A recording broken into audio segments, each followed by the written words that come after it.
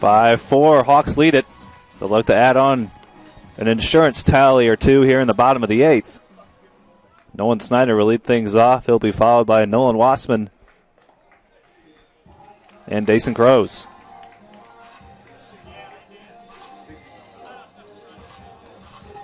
Brady Cryle still out there for the Tritons. 2 innings so far. The 1 run has been the difference in this game. The solo home run by Justin Eads.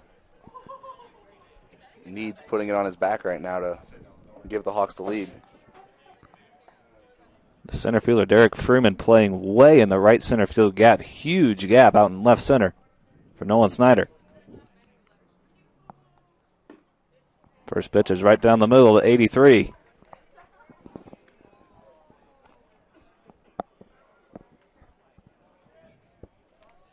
Snyder just looking to get on base here, make something happen a little bit. He's got good speed, effective base runner. He's in a 1-1 count. 0 for 2 on the day with a walk. And he ropes one into right center.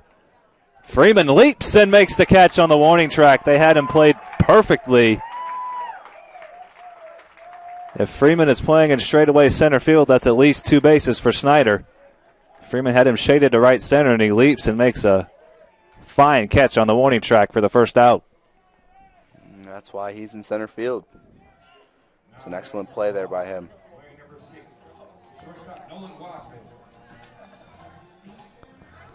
They had the book on Snyder, and they read it to perfection. Now they're shading Wassman, which is a bold move considering the fact that he has roped one to the right center wall. He's 2 for 4 with that double. Single and scored in the first. And he lifts one into shallow center. Freeman coming hard, and it's going to fall. That's a nice little duck snart, as they call it. Good old Texas leaguer. Hit it where they ain't, as they say. Hit's a hit. Wassman, a 3-hit day. That brings in Dason Crows with 1 out. Crows has a couple of singles. 2 for 4 for him. 14 hits on the day here in game 1 of this doubleheader for the Hawks.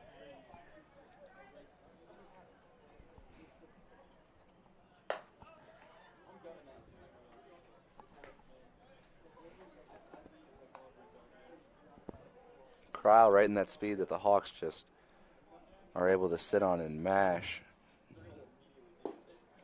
Doing a good job of not giving him too crazy much to attack. But his defense is definitely been putting in some work behind him. Despite the 14 hits given up, there's been plenty more that could have been. Hawks could easily have 17, 18 hits as hard as they've hit. This UMSL pitching. And a 3-0 count here to Dason Crows. Zach Parks on deck. Fastball right down the middle. Rarely ever do you see 14 hits only equate to 5 runs. But here we are in the bottom of the 8th as Wassman, I'm sure, is looking to dance around a little bit here. Especially with 2 of those hits being home runs. Mm-hmm. It's a good check there by Cryle. So besides the 2 home runs by Eads, 12 hits, just 2 runs. Good pitch there by Cryle on the outside corner. Almost impossible to hit. You see those kind of barely touching the corner calls. And your Crows, it hurts to see as he steps up to the plate and gets all up on the inside. Wassman's going, and Crows lifts it into left center. It's carrying, sending Freeman back in front of the track for the second out. Brady Cryle trying to keep this at a 1-run game and give his offense a chance in the top of the 9th.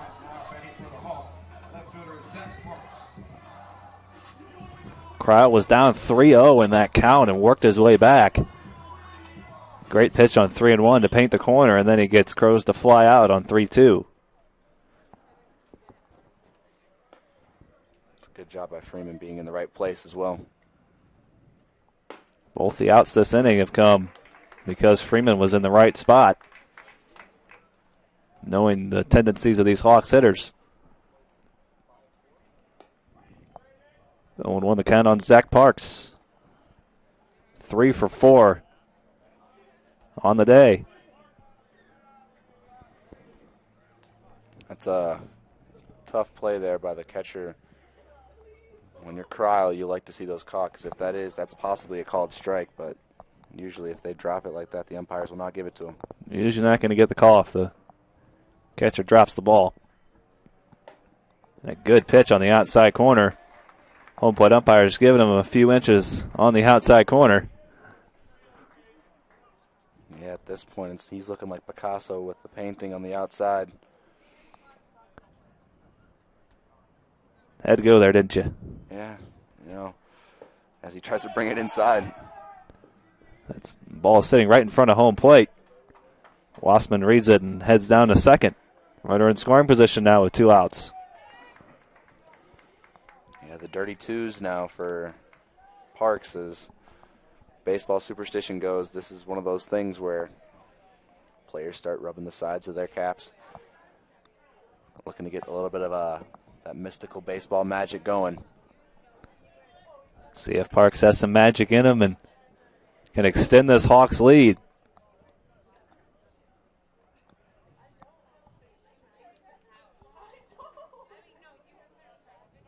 Two from Cryle. Roped into right field. That's in for a base hit. Around third comes Wassman. The throw from O'Brien is cut off.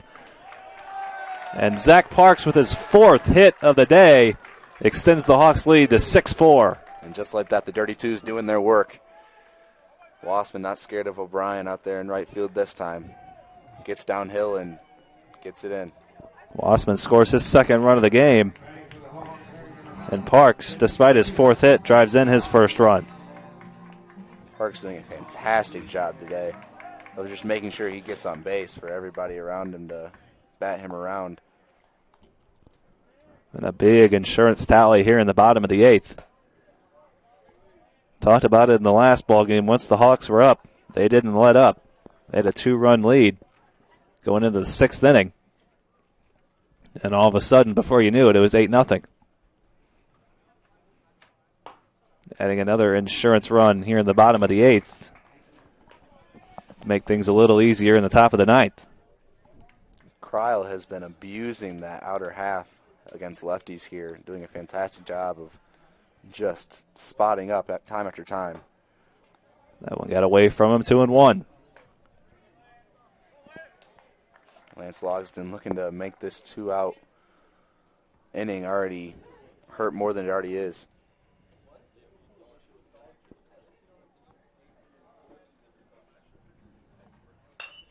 And that's lifted down the left field line into the Hawks bullpen and foul. Took a wicked hop off the turf there in the bullpen, launched out of play. 2-2 the count on Logsdon.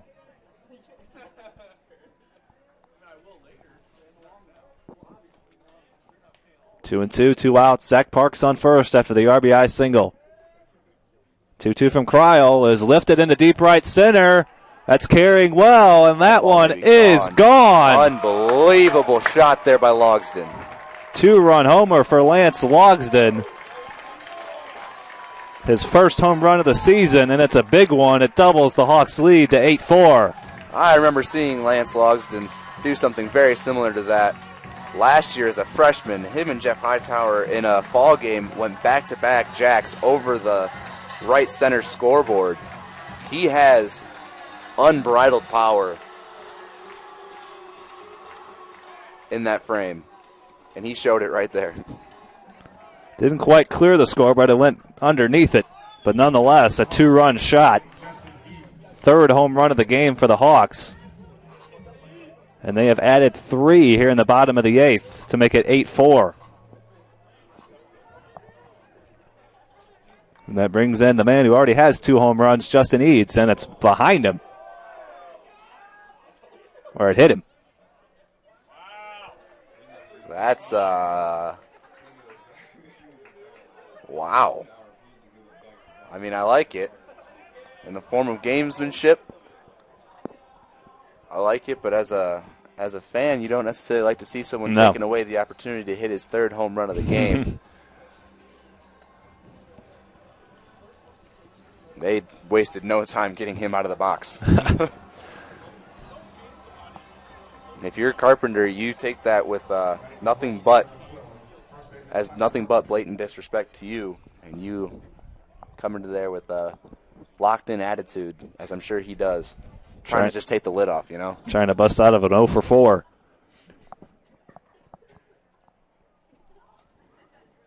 Up and away, 1-0.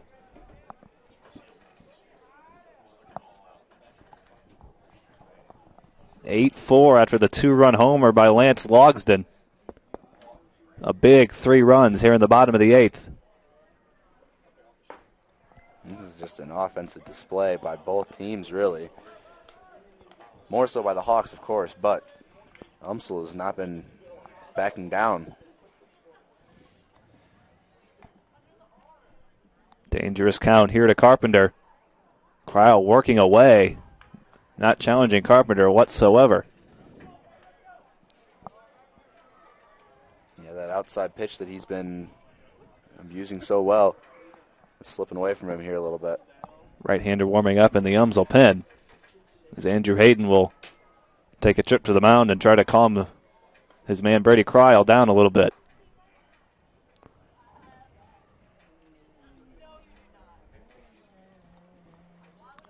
Cryle only a freshman. Andrew Hayden, the senior catcher, experienced player, coming out to calm down his freshman pitcher. I'm sure frustrated after giving up the home run. Almost threw one behind Justin Eads. But you got to calm down and try to work out of this. Lock it in. You'd think against someone who's 0 for 4, you'd just attack, but unable to find the zone so far right now. Strikeout and 3 flyouts to Carpenter's credit so far, and a 3-0 count here. Can't let this inning slip away if you're UMSL. And just like that, he's back into the zone. Good pitch on the outside corner there. Justin Eads leads off first. 3-1 to Carpenter. Roped in the left center. That one's going to get down. Could very well score Justin Eads, but Josh Raby's going to hold him up there, but it's a double for Tyler Carpenter. And runners are at second and third with 2 outs. And just like that, the lid's off for Tyler Carpenter as he ropes one into left center. Great swing there, taking that one to the opposite field. We'll have a pinch runner. It'll be Cole Cimaroli, the speedster, will pinch run for Tyler Carpenter out at second.